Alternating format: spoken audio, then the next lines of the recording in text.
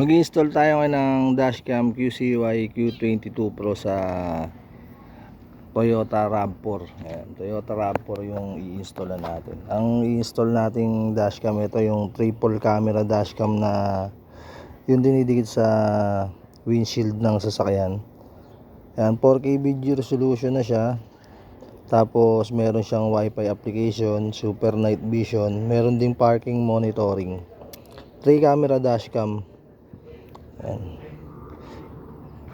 Yan yung i-install natin, Toyota RAV4. Ayan, i-open natin yung box.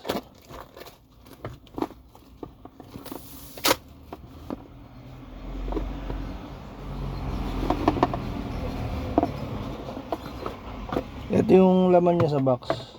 Ayan. Ayan, meron siyang protective film yung dinidikit sa tint yung sa windshield. Yan, didikit niya para hindi masira yung tint. User manual. Kasi ito yung camera niya. Ayan.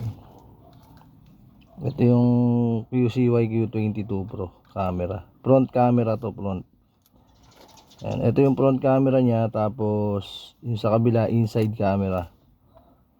Kasi ito yung pinaka monitor niya. Ayan, nandyan yung saksakan ng power supply, tsaka yung saksakan ng back camera. Ayan. Tapos meron siyang lagayan ng memory card.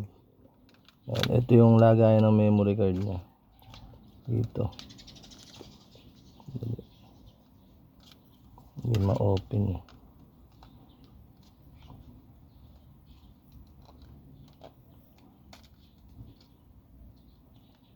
Yan, ito yung lagay ng memory card. Hindi natin ma-open.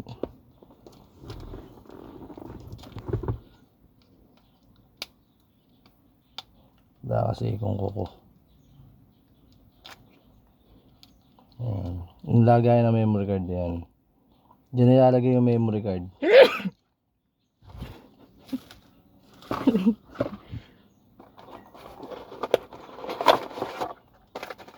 Ayan, tapos yung wire nya, ito yung sinasaksak sa 12 volts port. Dito sinasaksak yan dito. Ayan, sa 12 volts port. Ayan, so ito yung power supply nya, type C na siya. Tapos yung back camera, ito yung i-install natin sa likod. Ayan, ito yung back camera nya, yung camera niya sa back. So, yung wire niya. Ayan, meron yung connector. Alisin muna natin. Ayan.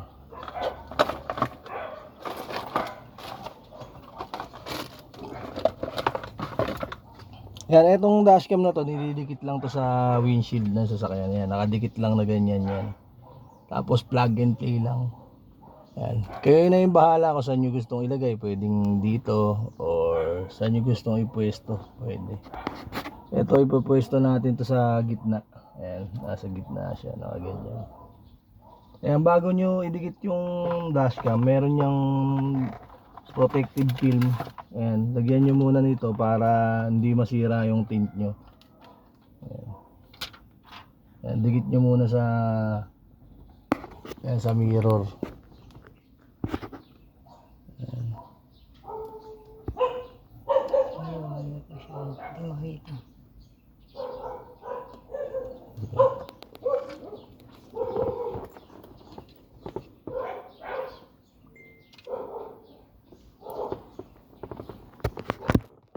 Punasan muna natin kasi medyo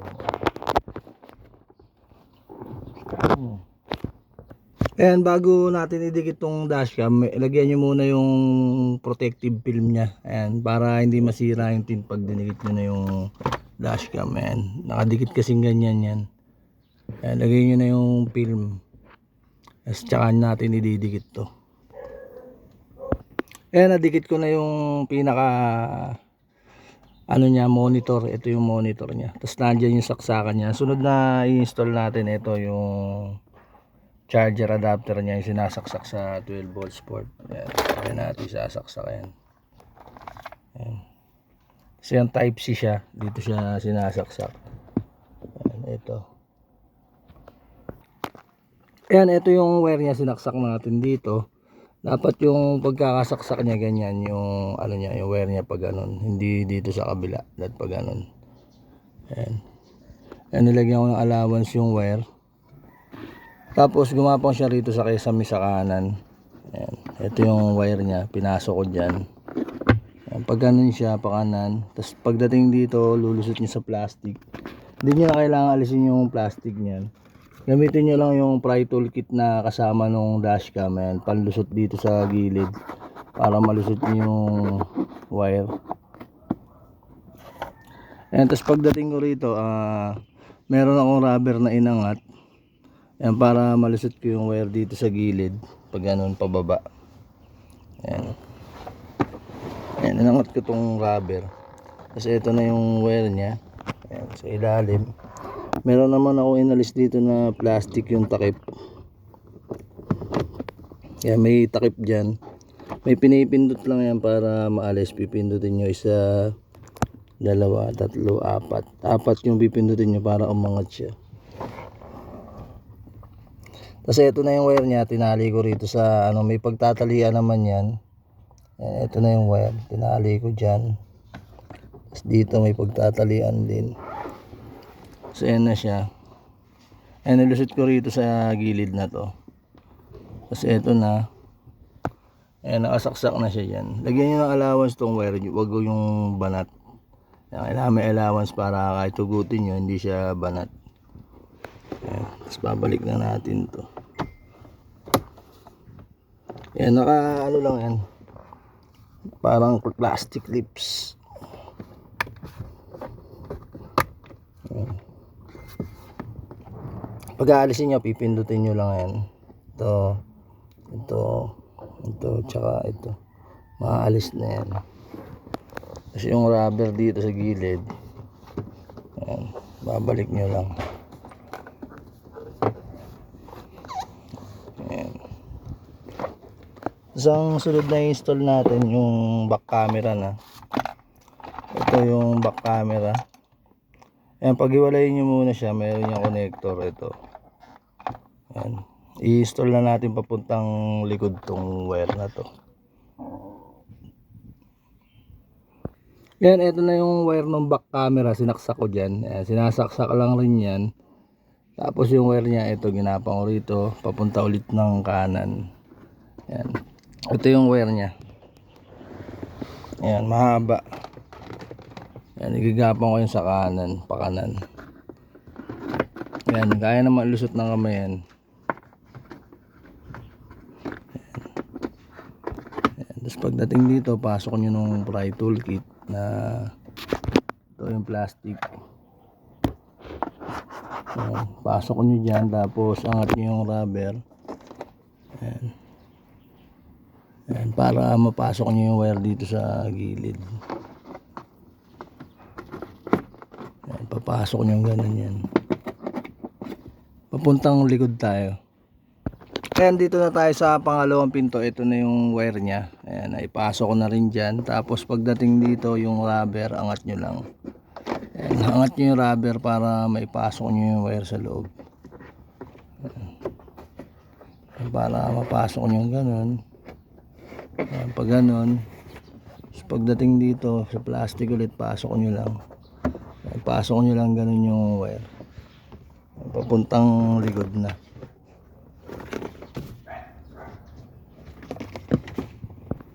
Ayan, dito na tayo sa likod na tayo. Ito na yung likod na pinto. Ayan, ito na yung wire nya. Ayan, ang gagawin ko dyan, iangat ko ulit tong rubber na to. Ayan, kasi lulusot kong ganun. Ayan, tapos pagdating dito, ayan, inangat ko rin tong goma na nandito. Ayan, inalis ko kasi papasok natin yung wire dyan sa loob. Tapos inalis ko yung plastic na takip dito. Merong takip dyan, nakatakip na plastic. Naka-clips lang naman ng ano yan, ng plastic clips. Yan, 4 na clips. Yan, inaangat lang na ganun yan. Naka-clips ng plastic lang. Yan, ngayon kung naiwan yung plastic dito sa taas, halimbawa naiwan, kunin nyo lang siya, tapos balik nyo lang siya rito. Balik nyo lang dito sa takip. Yan, para pag binalik nyo, nakalak pa rin, hindi siya masira yung pinaka clips nya. Yan, ang gagawin ko dyan, itong wire na to, igaganon ko, tapos ipapasok ko rito sa loob ng goma, papunta rito. Kasi ang install natin ng dashcam, dito natin ilalagay sa likod yung back camera. Yan, nandito siya sa loob, sa likod lang ng salamin. Yan, dyan natin i-install yung camera. Ayan, nalusot ko na yung wire dito sa may butas. Ayan, labas nyo na lahat, ilahin nyo na lahat. Ayan, ginawa ko dyan, ayan, inangat ko lang ito ng konti para mapasok nyo yun. Nandun yung butas nya papunta rito sa labas. Ayan. Ayan, nalusot ko na yung wire dito sa loob nitong rubber na to. Ayan, kailangan ipasok nyo dyan para hindi pasukan ng tubig yung sasakyan nyo pag umulan or ginarwash. Yan, pinasok ko dyan yung wire. Kung nahirapan kayo ilusot dito, gamit lang kayo ng, ng oil or WD-40, sprayan nyo yung loob para mas mabilis yung maipasok ko yung wire. Yan, naipasok ko na, tapos naibalik ko na rin yung rubber. Yan, balik nyo na maayos para di pasukan ng tubig. Yan, ito na yung wire nya. Yan, yung mahabang wire. Itong wire ng dashcam, meron yung red wire. Ito, aalisin ko na to. Bali ito, puputulin ko na kasi hindi naman natin gagamitin. Ayan. Tapos babalot ko ng electrical tape. Itong red wire na to, ito yung nag-switch pagka yung aatras yung sasakyan. Pwede nyo i-connect to, pwede nyo hindi i-connect. I-connect nyo to sa reverse light. Siya yung nag-auto switch pagka aatras yung sasakyan. Yung install natin, hindi na natin siya i-install sa reverse. Ayan, kaya pinutol ko na, tapos ite-tape ko. Ayan, ganyan yung ginawa ko. Yung mga sumobrang wire, ito nirolyo ko, tapos tinalihan ko ng cable tie. Ayan, may pagtatalian naman kayo dyan. Tapos ito na yung connector nya, pinag-connect na natin. Tapos yung camera nya, nakadikit lang yan sa salamin. Ayan. Nakatutok sa labas yung camera nya. Ayan. Naigagalaw naman yan, pwede yung baba or taas yung kuha. Ayan. Dinidikit lang siya sa salamin. Ayan. Tapos itong wire na to, ito itatali na rin natin to ng electrical tape tsaka cable tie para hindi siya makalawlaw.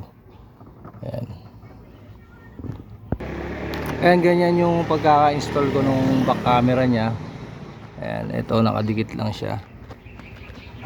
Ayan, yun yung pinaka back camera. Ito yung plastic na inalis natin kanina. Ayan, pag-aalisin naman yan, ginaganon lang yan. Ayan, nakadikit lang siya sa salamin. Ayan, yung back camera nya. Ayan, andyan siya sa loob. Ayan, Toyota RAV4 yung in-installan natin. Ayan, yung back camera nya ito.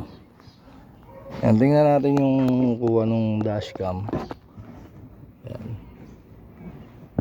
Yan, ito na yung kinabit natin na dashcam.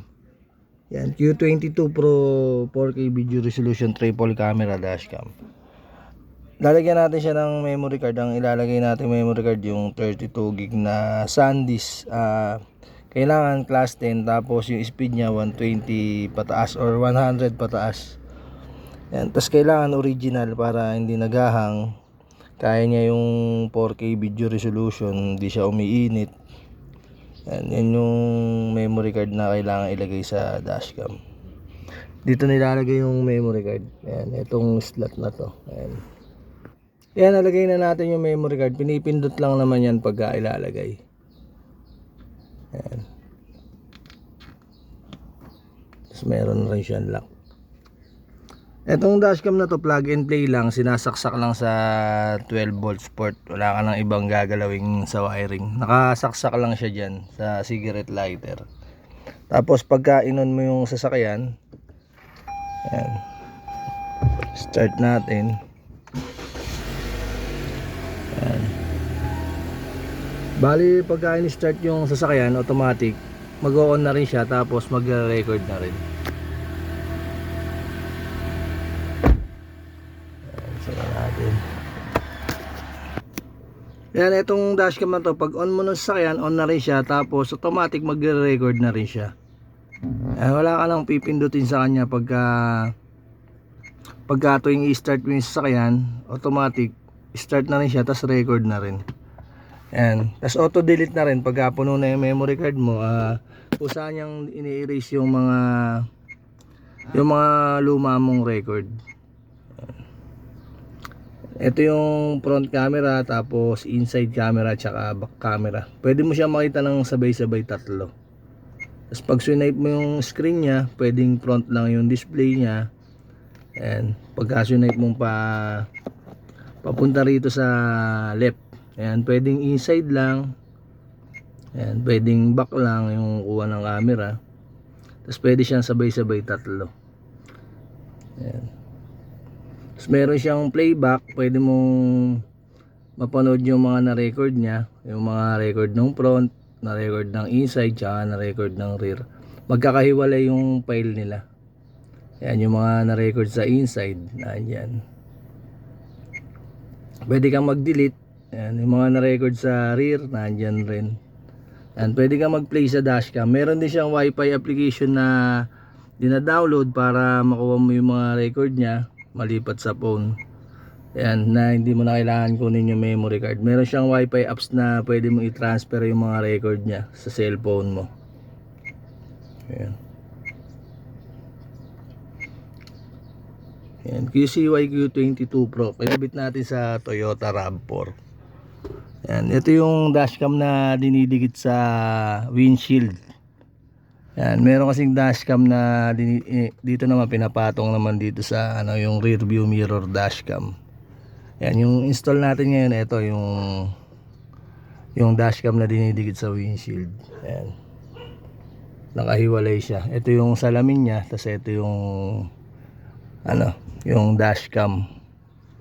Ayan, triple camera dashcam to. Ito yung inside camera niya, tapos yung front camera niya, tapos yung back camera niya yung kinabit natin sa likod. Ayan, ito. Ayan,